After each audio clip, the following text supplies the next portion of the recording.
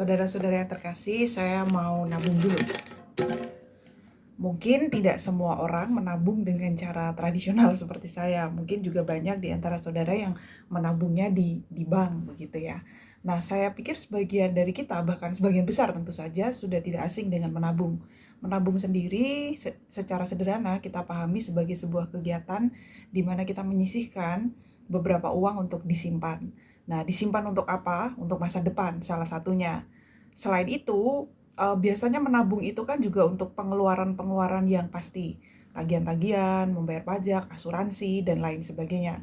Tapi menabung itu sendiri juga kadangkala dikhususkan jika nanti sewaktu-waktu ada sesuatu yang tidak terduga. Katakanlah, ini seperti contohnya ya, saya memberi barang.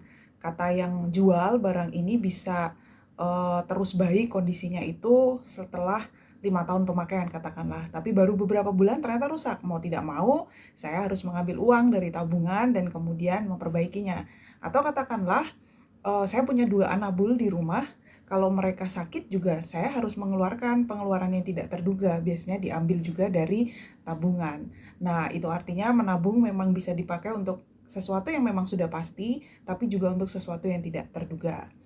Menabung dilakukan karena seseorang membutuhkan security atau rasa tenang dalam dirinya untuk situasi-situasi yang mungkin tidak terduga di masa depan atau di hari-hari sekarang. Menabung itu sendiri sebenarnya adalah sebuah tindakan yang bijaksana, nggih. Tapi kadang ada ketegangan di antara mungkin bukan di antara ya, ada ketegangan ketika kita menabung itu sendiri. Bagaimana ya saya menabung dengan tidak egois? Atau bagaimana saya mendamaikan kata-kata Tuhan Yesus di dalam Injil yang berbunyi, janganlah kamu mengumpulkan harta di bumi. Kurang lebih seperti itu dengan gagasan menabung itu sendiri. Saya mengutip pendapat seorang yang bernama David Platt di dalam bukunya yang berjudul Radikal. Dia menuliskan secara terjemahnya, Bapak Ibu, berapa yang cukup? Pertanyaannya sangat provokatif. Kalau kita memiliki tabungan, di mana batas antara tabungan yang bertanggung jawab, yang tentunya dianjurkan oleh Alkitab, dan penimbunan yang tidak bertanggung jawab, yang jelas-jelas mungkin Alkitab tidak memerintahkan kita untuk melakukan itu. Seberapa bijaksana untuk menabung demi kebutuhan yang potensial di masa depan, ketika di antara saya hidup, orang-orang di mana saya hidup itu, yang bahkan mungkin belum pernah mendengar Injil, mereka mengalami situasi yang tidak baik di dalam kehidupannya. Mungkin mereka kesulitan dan lain sebagainya. Nah, merenungkan pertanyaan-pertanyaan itu tadi, saya jadi ingin bertanya juga kepada saudara-saudara.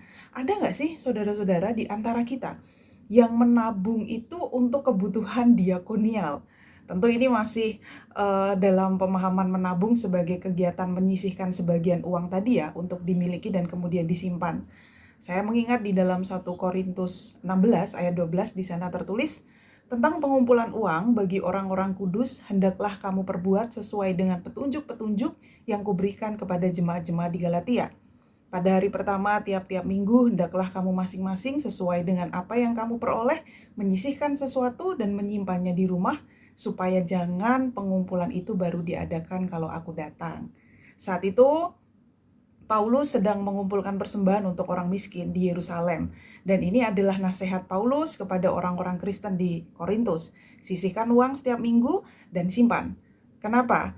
Jadi mereka bisa memberikan untuk membantu orang miskin. Dari kisah ini, memiliki tabungan memungkinkan kita ternyata bukan hanya untuk memenuhi kebutuhan kita di masa depan, entah untuk sesuatu yang sudah pasti ataupun yang belum pasti, tetapi rupanya juga bisa dipakai untuk membantu orang lain.